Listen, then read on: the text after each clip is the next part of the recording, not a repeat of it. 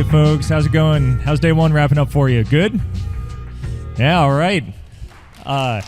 So my name is Andrew Baker. I am thrilled today to introduce Guillermo Roch.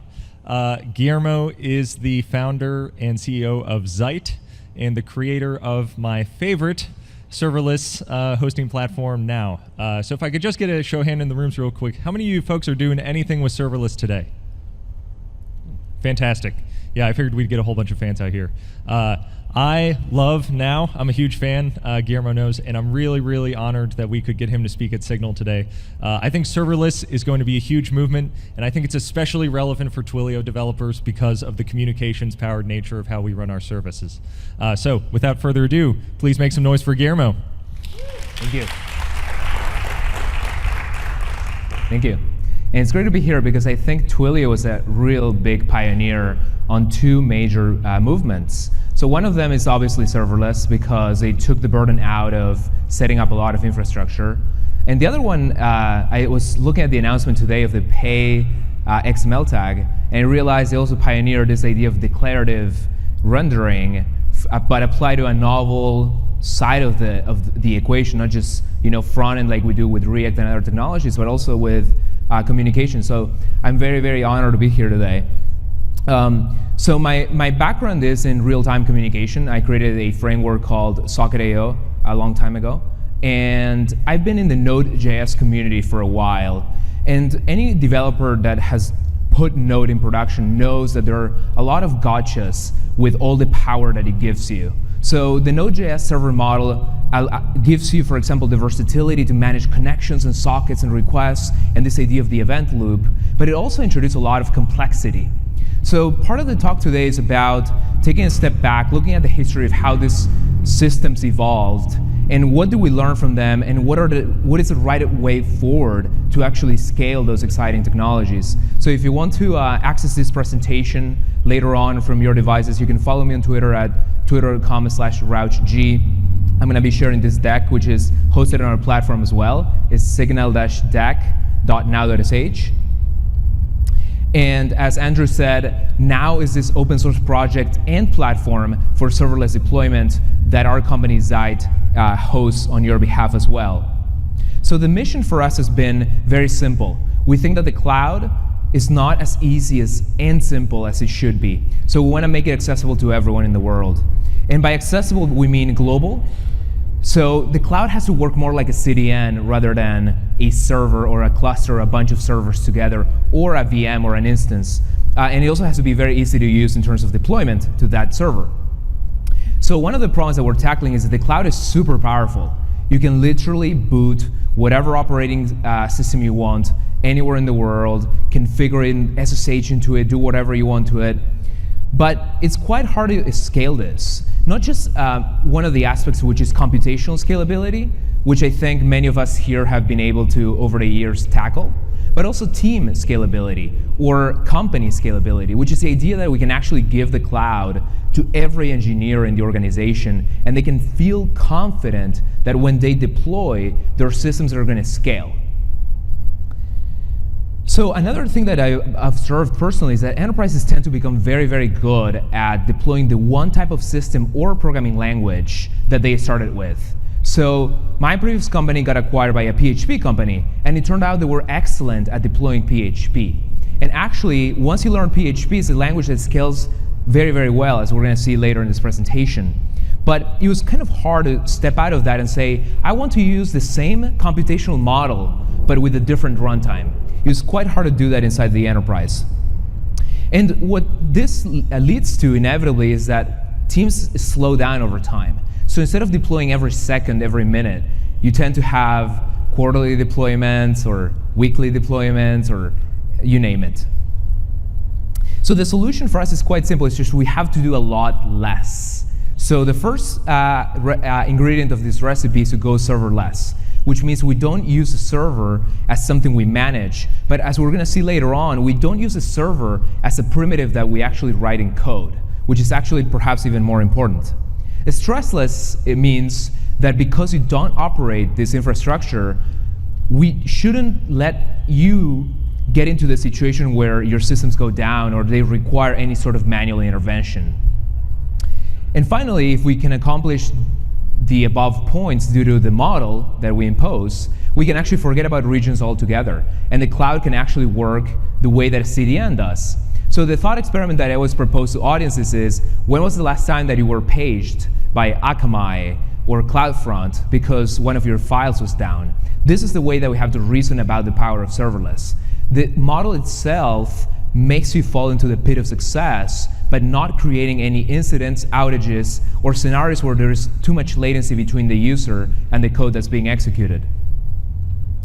So before I move forward, I want to make the term serverless very concrete. And I think this is one of the biggest struggles that we've seen in the ecosystem. When people bring up serverless, it immediately means many different things in people's minds. So it makes discussing it even quite controversial.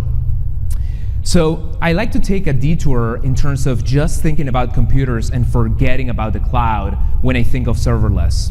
And this is actually an evolution that I've done in my own thinking. As I've learned about what are the tools out there for deployment and what are the pros and cons of each, I've come up with a very simple model. So we have the computer, which when we have it in a network of computers, we call it a cluster. Then if we try to create a pyramid of complexity or power, we would say that the computer follows. It's obviously less powerful than the group of computers. Then the process follows. So a process inside a computer is strictly less powerful, of course.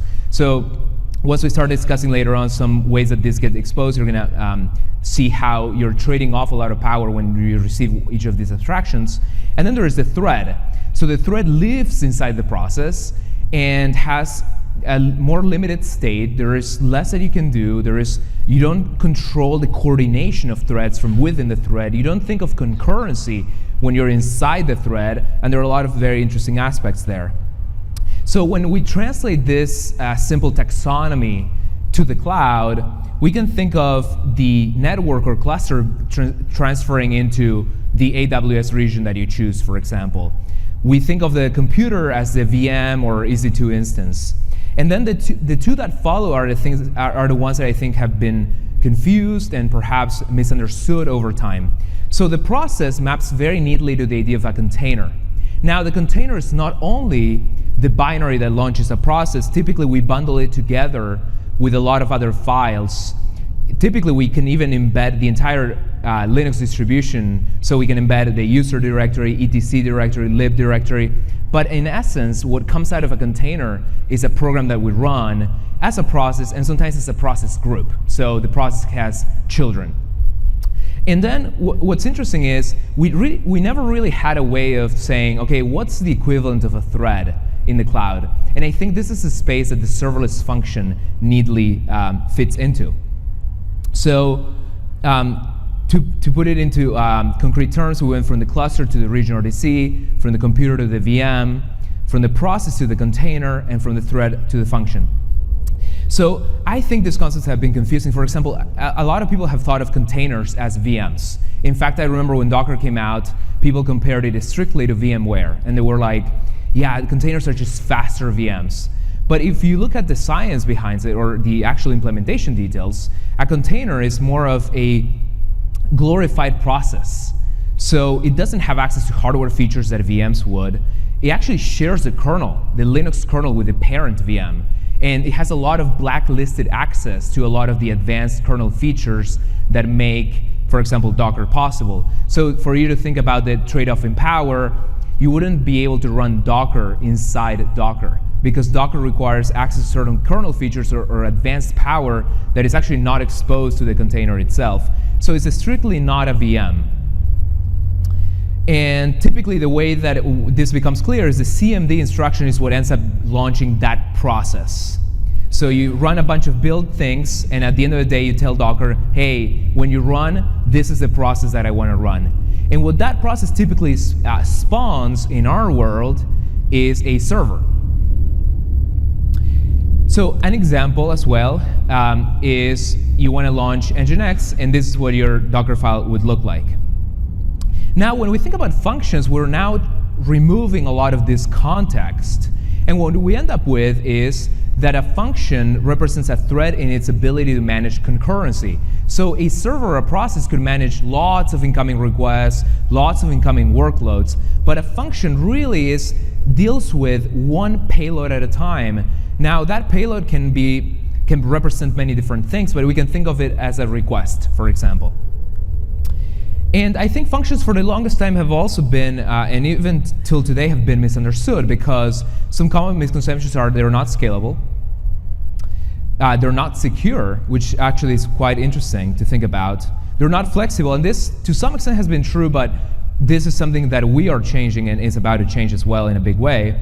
But the reality has shown threads are actually massively parallelizable. So if anything, this is the most trivial computer architecture to scale. And I'll show some evidence later on.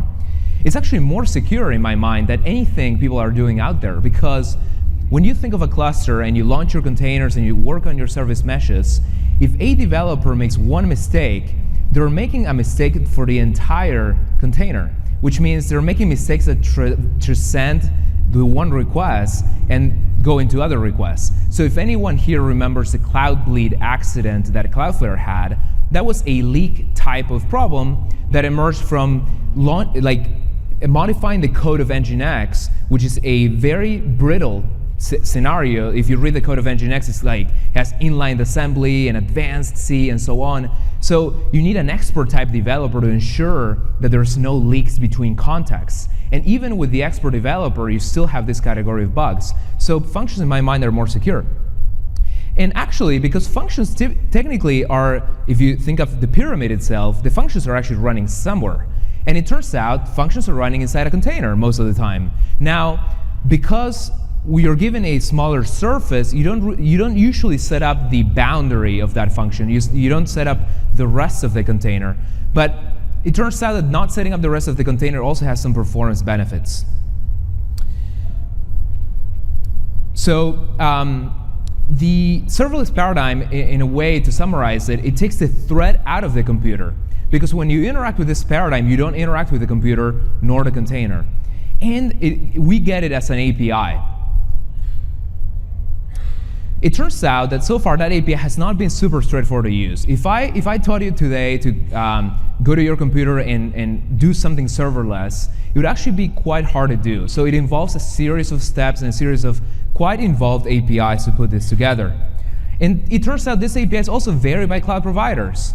Whereas one of the advantages of Docker, for example, or other open standards that have come up over time has been you receive a standard.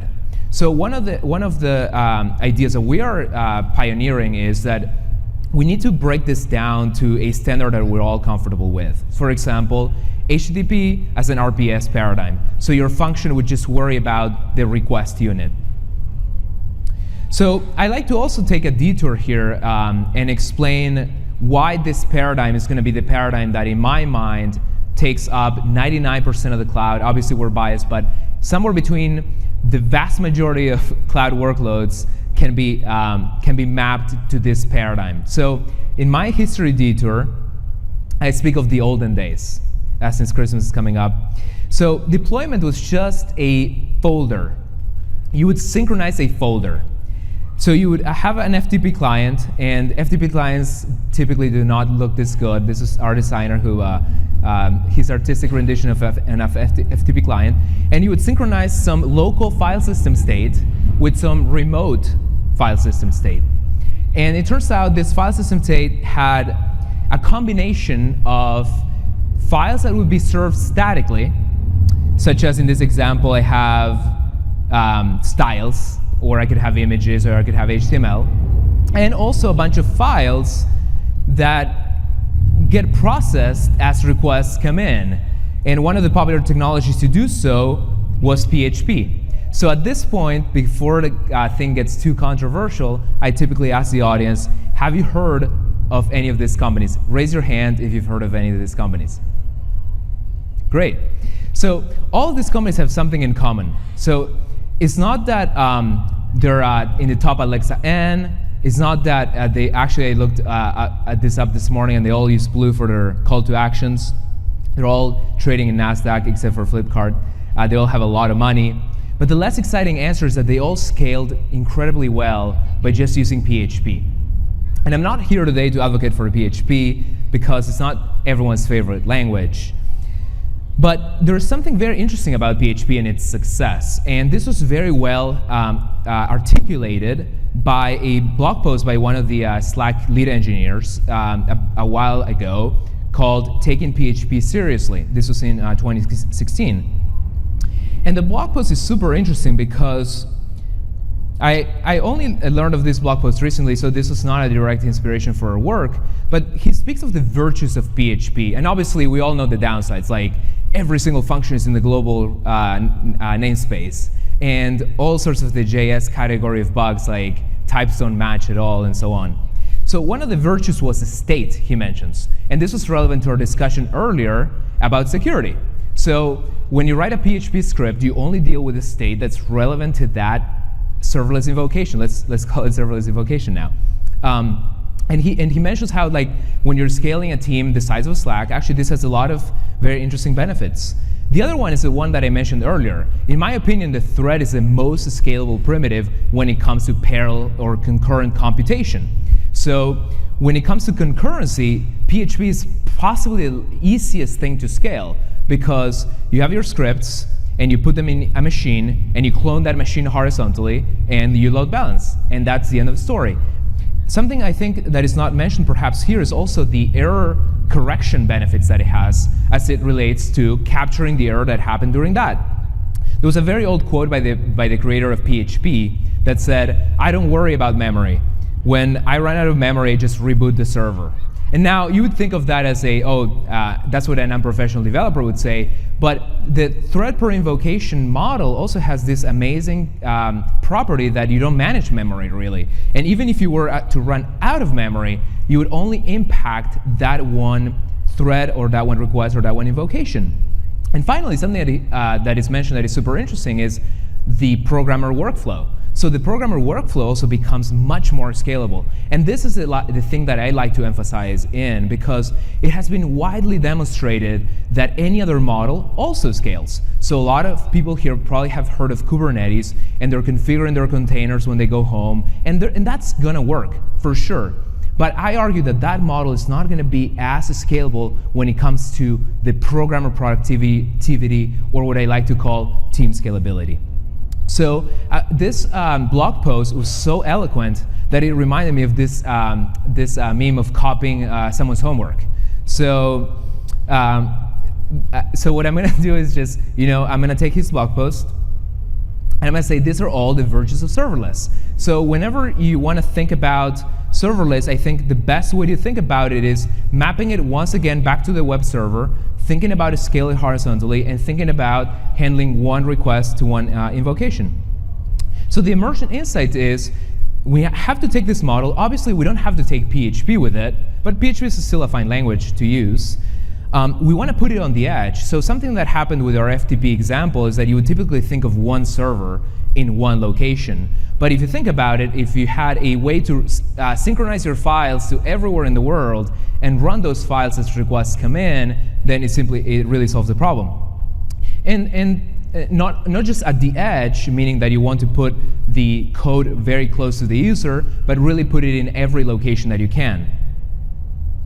So the method that we have come up with is called now. So the first approach is that you use, instead of using FTP, obviously, you would think of GitHub as your way of synchronizing the state, the file system state. You can deploy by writing a command, as I'll show later. And the interesting part here is that you can leverage massive investments that have already been made on everyone's behalf, such as all the Google Cloud, AWS, and Azure investments that are used underneath and exposed to you. And finally, the interesting thing is when you expose either a static file or you perform some computation, there's always an ever-present layer of CDN that can memoize computation. So think of, for example, performing a transformation of some input that's really expensive as a request comes in. Now imagine responding with cache control headers to that, and that computation being cached everywhere. So I like to also present a way of modeling what these two coexisting paradigms look like. So I spent a lot of time Googling for an image of the cloud that was dark and light. And one of the things that I think about is, sure, there is a lot of excitement about operating a cluster. But you have to think hard if that's the right thing for your business or situation, because you're trading off a lot of really interesting benefits. For example, when you manage a cluster, you've already locked yourself to a region. When you manage a cluster, you're going to have to spend, even with managed solutions, a lot more time thinking about monitoring and observability, because those are not properties that come with the model. So it's kind of unnecessary, really, to think of observing the life cycle of a function because they're so short-lived, or you wouldn't probe for the uptime of a function because they're so short-lived. And obviously there are some trade-offs. So clusters, for example, can operate stateful workloads, whereas serverless is not really suitable for operating state, especially durable state. So you wouldn't think of running a database on serverless, but you do get a model that is less powerful at the expense of massive scalability benefits. So I like to show a demo at this point of what this looks like in terms of the day-to-day life of a developer, which is, let's see if the... So obviously people use their editors and so on, but in the day-to-day workflow of a developer, you typically want to create a pull request that modifies your code, unlike our FTP example later on. As a result of your deployment, any number of computational steps can happen. For example, a build step, or something that prepares your code to run serverlessly. So that's what happens when you really push, or when you create a PR. That's going to happen for every single push you make. You're going to get a URL to your deployment. And when I was speaking earlier about the model, we want to always map URL to invocation. So that's what makes this model scale so well, is we can make infinite deployments, but really we only execute the ones that are receiving traffic. So that's how we can afford and scale deploying every push, not putting limits of how much they can deploy to an end user, and so on. So even this deck earlier today, which is a React application that needs to be built and bundled and so on, I was able to deploy, which with our companion open source tool now, you can run it in your directory, you get a URL, and then all your URLs are sort of reminiscent of the concept of functional immutability. So every time you deploy, you get a URL that matches exactly that input. So you can also alias them, and that's how I got that really neat URL signal-deck.now.sh. So to summarize, you can deploy infinitely, and you get a very neat economic benefit, which is because we charge you by the thread, and we charge you actually, our interest is in how long that thread has been running. You pay by the 100 millisecond granularity. Everything that you deploy scales automatically. You don't manage a cluster. It's multi-runtime and multi-cloud, so you don't really think about the limits of a particular provider, even though they all tend to converge upon one solution, the most powerful today being Lambda. But as time comes by, cloud providers tend to catch up, and we can sort of leverage, as I said earlier today, that massive investment on your behalf. And most interestingly, it's completely open source, so you can operate it also, if you desired, directly across your infrastructure. So to start, check out our GitHub organization, and you'll see the featured projects that are relevant to this. Or you can go to zai.co/sign-up to get it started, and it'll walk you through making your first deployment of this kind. Thank you.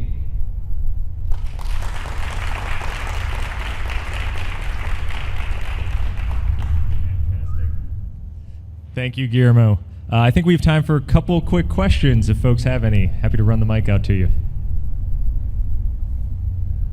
Yeah. So with your service, you said it's multi-cloud. So you sort of leverage whatever's the best available service, Azure, Google, AWS, and then deploy it out on that way. So it doesn't really matter if Joe new company comes along, that's awesome. It'll leverage into that as well. One of the things that we put a lot of thought into is what APIs you receive, because it would be quite annoying if you had to rewrite your code just to get this model working, right? So one of the things that we do is we sort of came up with an intermediate representation of what the payloads look like in all these configuration formats, so that we can then map them neatly under the hood to whatever resource provider it is. So if you think of Terraform and what it did for being able to give you tools to sort of think about multiple cloud providers, this would be the equivalent for serverless. Now, we put a lot of value also in the user experience, and we think that developers should be able to also install the command line and get deploying quickly. So we operate the cloud directly ourselves, obviously, and we can give you insight about what the underlying resources are. And actually, when it comes to the economic model, another very interesting benefit is that we really neatly transfer the cost of what it costs us to operate it on your behalf. So even if you try to operate this directly, you wouldn't have any economic benefit, really. So you get the benefits of writing code in a way that is abstract, but and standards compliant. So that's why I like to focus on the HTTP request paradigm, because it's hard to miss the details or invent something new on top of HTTP that's going to be incompatible next year. Cool. One or two more. We'll take YouTube.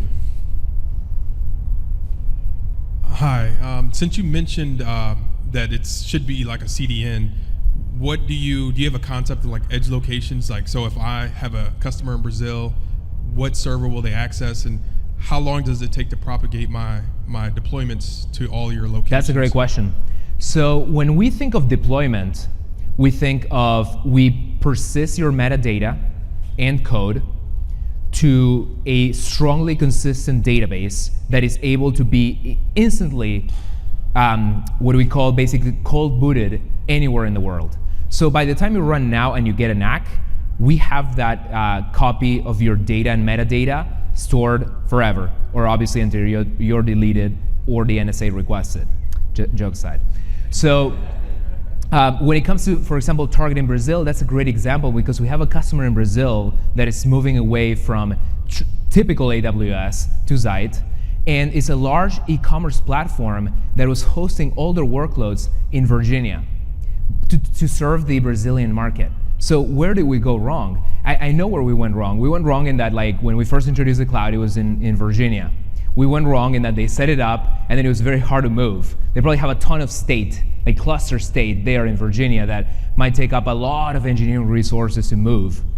So to answer your question concretely, we have several points of presence in Brazil that cache all your static content and the memoized invocations. And we have also a serverless point of presence in Sao Paulo. So we don't have yet the ability to run code in every single data center in the world, but that's our end goal. So we will have one location in Google, one location in AWS, one location in Azure, and for the most part, you're not going to have to think about it. Now, it's not all perfect. Sometimes you do have to think about it, and this is why we expose all the underlying primitives. So for example, we let you select function affinity to a particular place. So what this gives you is two things. A, the round trips to your database are super fast. So at the end of the day, there is durable state somewhere in the world. So you might have a message queue, or you might have a database. And even though databases are very quickly moving global with the efforts of Google Spanner, CockroachDB, CosmosDB, we're still not there yet. So it is very, very, very important to sometimes say, I want this particular payload to always execute in what we call the airport codes. So for Sao Paulo, since you gave us that example, it's GRU1.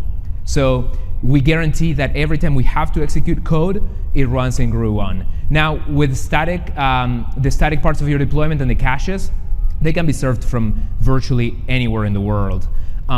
The part of code invocation is also relevant to upcoming regulatory landscapes, where a certain country might tell you, you can only mangle data of our customers in a specific location. So it turns out that serverless is actually very good at that as well, because maybe you started your business in California and now you have to deal with the regulatory compliance of Brazil's newest president, who's a little Trump-like and might want to create a new landscape for border control of data. So you might say, okay, Zeit, please always run this particular endpoint in this location. Cool. Last question.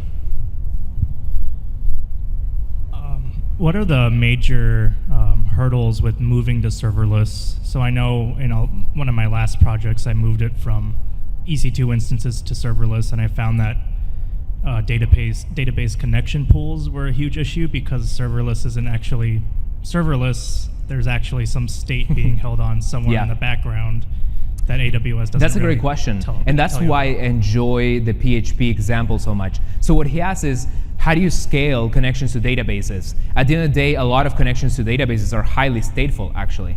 So many databases take advantage of the TCP connection state to do a lot of optimizations, for example. So when I think of PHP, I remember that you wouldn't think of maintaining a connection to MySQL. You would do MySQL connect, so it was super declarative. You wouldn't assume that you were already connected. MySQL connect, MySQL query. Now what would happen under the hood was that PHP would manage actually a persistent connection to, actually I think they renamed it later on, they introduced MySQL _ pconnect, persistent connection, and then they made the MySQL connect function behavior the same as pconnect because it makes a lot of sense. So I anticipate that the exact same thing is going to happen to serverless. And this is why it's so important for us to not quickly jump on the implementation details of a specific cloud provider. Because just to give you an example, Google Cloud already offers Unix domain sockets that already exist inside the container that you can access from your function. So if you remember MySQL, they typically listen on not a port, but /var run mysql.sock.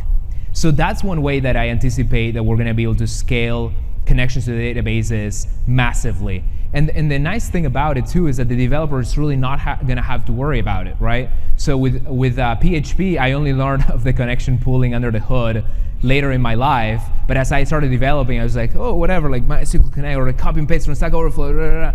And I fell into the pit of success. So that's why even though today you might have some problems with connection pools, for example, I still think that once we sort out those hurdles and optimize them a little bit, it's still the perfect model for the mental model of the developer. Fantastic. Folks, give it up for Guillermo. Thank you you so much.